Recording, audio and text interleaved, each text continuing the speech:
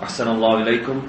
The questioner asks, there are many husbands who do not bother about their wives and their sexual satisfaction, due to which occur marital discord between them, or even it leads their wives to fitan. Any nasiha regarding this? A man and a woman, the meaning of the term nikah, by the way, is jima'. When you say that this is a nikah between a man and woman, meaning a marriage between the nikah and the woman, in the linguistic sense in the Arabic language, the word nikah means jima', means intercourse. So therefore, what makes halal a woman to a man and a man to a woman is this right of nikah. So when they get married, then it is a duty upon both of them that they fulfill this action of sexual intercourse. If a man is deficient in fulfilling that which the woman she desires, then she should talk to him and she should encourage him and even teach him. There's no harm in any of that, and there's no shame in these types of affairs. The issue is the preservation of the marriage. The issue is that both of them, they enjoy each other's company. The issue is that they try to make each other happy. So if the man is not fulfilling the rights of his woman, not because he's incapable, but because he doesn't care, then you should fear Allah subhanahu wa ta'ala, because your wife has rights over you, as the Prophet ﷺ said. A woman, she has rights over her husband, and from those rights is the issue of the marital bed. So therefore, the man should do his utmost, he should play with his wife, and there is no harm in that, and this is reported in some of the hadith of the Prophet ﷺ with regard to playing with one's wife, and not just, doing the act itself without any, affection, or without any romance, and without any nice words and kind words. Because we look at the example of the Prophet ﷺ upon marriage. The Prophet ﷺ would give some milk to the wife, Aisha radiallahu anha, in this regard, and then he let her drink first, and then he took the milk, and then he would turn the vessel around and place his lips where she had placed her lips. This is all part of affection. So if a man is unaffectionate or inaffectionate, whichever is the most correct term, inaffectionate towards his wife or his wives, then he needs to be advised. So maybe the woman can speak, if he is not listening, maybe she can speak to someone who can advise the man. And obviously, my sisters, when you speak about these issues, don't be explicit. Don't ruin the honor of your husband, because your husband has ghira, and he has jealousy, and he has, his rights and his honor.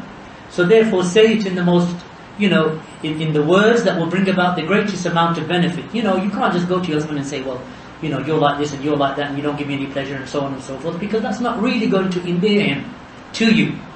Maybe you should say to him, listen, maybe we should go out somewhere first, and maybe we should talk, and maybe we should hold hands when we are together. Maybe we should single out a night where it is just you and me talking and speaking about things. Ibn Qayyim rahimahullah ta'ala has some nice statements in this regard about fondling, and how the Prophet ﷺ used to fondle his wives even when they were menstruating, that he would do everything to his wives except the actual act of intimacy whilst they were menstruating, and he would cover their that area with a cloth, so that they would wear a waist sheet. But everything else he would do, he would fondle them and take his pleasure from them. So this shows that it is not just about the act itself. Because here, even in the month of Ramadan, the Prophet ﷺ, that he used to touch his wives and kiss his wives without having sexual intercourse, and even when they were menstruating. So a man should not imagine that the only act that is duty upon him, that he is duty bound with, is the actual sexual intercourse itself. But some men, they don't know that. Maybe even some women don't know that. So what do? You can speak to someone who's more experienced, maybe an elder in the community. For the women, maybe an elder woman.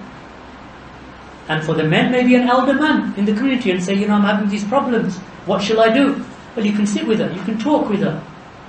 You can go for a walk.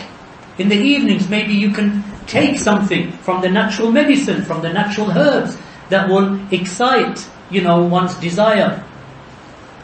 Maybe say words, as Ibn Qayyim mentioned, that there are words that can be said in intimacy that would not be allowed to be said outside of intimacy. And of course, these are words that you would consider to be words of intimacy. Some of them you may even consider to be coarse language. But as the Salaf, they said, it is allowed in the marital context. So they need to have ta'awun, as Allah subhanahu wa ta'ala mentions, وَتَعَاوُنُوا عَلَى الْبِرِّ وَالتَّقْوَى, and cooperate with each other upon birr and taqwa. And what better thing to cooperate upon than that you are intimate with each other, and that you say nice words to each other. Like the Prophet ﷺ said, don't slap your wives like the slapping of a slave, and in the night time you want to approach them for sexual intercourse. Meaning that this is not how you approach your wife. You're harsh with her all day, and in the night time you just want to have the act itself. So obviously she's not going to be, endeared by your advances. If you're rude to her in the day, you tell her off during the day, you tell her how bad she is, you can't cook, you're a waste of time, your food is burnt, don't even look at me, and then in the night time you want to have relations. She's already brewing the whole of the day because of what you're saying to her. Kind words never go amiss. Look, I mentioned the hadith of Aisha radiallahu anha. The Prophet ﷺ said, the best of you are those who are best to their wives, and by Allah, I am the best of you to my wives. The Prophet ﷺ was kind to his wives, good to his wives, played with his wives. He used to fondle his wives. And then you have men today, some men, who just think that it's just about the act of intimacy, and if she gets pregnant, all well and good, and if not, I'll have another go next week. Have good relations with your wives. Speak to them in a good manner. If you are not used to that, then start. Because it could be the thing that saves your marriage. It could be the thing that saves your marriage. And it is sometimes, the pride of a man. I don't want to talk to her like that, because then she'll say that, I won and you lost. It's not about winning and losing, barakallahu feekum. It's about preserving the marriage. Then both of you win. Both of you win. Buy her a gift. Sometimes I joke. They say, what do you advise for buying the wife? I said, well, two pounds of minced meat will go well. She can take it home and cook it. But that's, by way of, there's no harm in buying 2 pounds of minced meat. She cooks it and you eat from it, and you both eat from it. Buy some flowers. Buy her flowers. What softens a wife? More than a rose or a flower or something that beautiful, smells nice. Buy her some chocolates. Buy her some jewelry. Buy her, some silver, some gold, if you can afford it. If you can't afford it, buy her something that women like baklava, women like sweets, women like gulab jamun. Do they not? Love clothes. Women love clothes. Makeup. So imagine now you've gone out and you come home with a suit for her, a salwar kameez or whatever. Alright? And she thinks, he's actually gone out of his way into a shop and bought that for me. He must love me. You'll make her heart melt. I couldn't believe how cheap flowers are in Pakistan. How much is a bouquet of flowers in England? You're like paying 20, 30 pounds, that's like 100,000, 20,000 rupees. Here you just 500 rupees, you get roses and all different types of flowers, and you think, you should be buying that every week, that cheap. You can't do that in England unless it's your mum or it's a special occasion for your wife, because they're so expensive. Well, the point is here that, soften your wife with kind words, gifts, joke with her, play with her, crack jokes with her, say nice words to her, say intimate words to her about your love and your affection and what you want to do with her and how you want to be intimate with her, because now she knows you've been thinking about her. We always seem to think that, she's just like my mate, the way I speak to the blokes, I'm going to speak to her. You can't speak to your woman like you're speaking to a man. Start wrestle with her and stuff. Like the Prophet ﷺ mentioned about the women, they are like fragile vessels. Let her sing to you, say, sing me a song. She goes, I haven't sung since I was 14. Well, let's start, sing me a song. Are you serious? Alright, then she sings the song, even if she's croaking, it doesn't matter. She said, how did I sound? You say, MashaAllah. Just don't do it again. Alright? And the Prophet ﷺ said that lying is forbidden except in 3 situations. One of them, is the man, is the husband who lies to his wife, and the wife who lies to her husband, as long as rights aren't taken away. Like for example, she spent the whole day cooking this meal. Say, how long did it take you to make that? 1 samosa and 2 sticks. She says, I spent about 4 hours. What did you think? Now if you speak your mind, you're not getting breakfast. Right, so what do you say? You say, MashaAllah. Why? Because genuinely speaking, she's put the effort in. And she's done it for you and the family. So what are you going to disrespect the woman for? Say, MashaAllah, may Allah reward you. May Allah reward you because I couldn't have done that. And it's true. You know what? I can't make that. So I'm going to be honest with you. I know it looks simple, as samosa, triangular. I can't do it. But the woman who does it, we should be grateful that Allah subhanahu wa ta'ala has given her the ability. Praise the women. And obviously when it comes to, telling them off or advising them, then advise them as well. You're not silent when, she makes a mistake. You say, this was your mistake. Advice is in its place.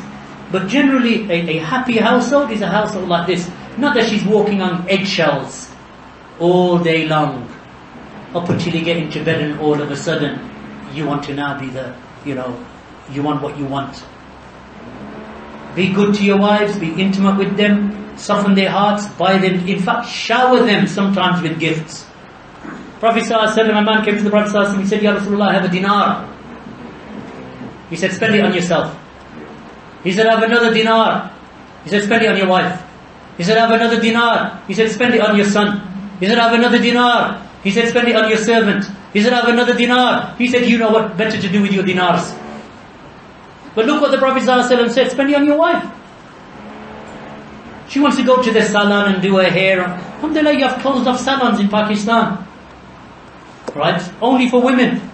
She says, I want to, and to a man it's like, do you go to a salon and do what?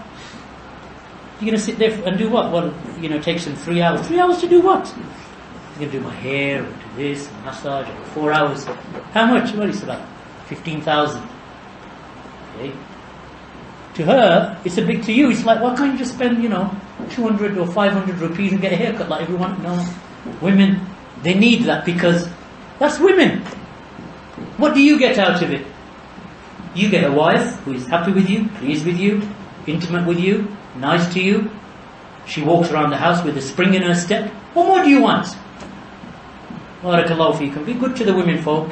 And inshallah, the women folk, be good to your husbands, obey your husbands. And upon that note, inshallah, we are right on the edge of Salatul Isha. So we'll conclude there. وَجَزَاكُمُ اللَّهُ خَيْرًا for attending. وَسُبْحَانَكَ اللَّهُمَّ وَبِحَمْدِكَ أَشْهَدُ أَنْ لَا إِلَهَ إِلَّا أَنْتَ أَسْتَغْفِرُكَ وَأَتُوبُ إِلَيْكَ.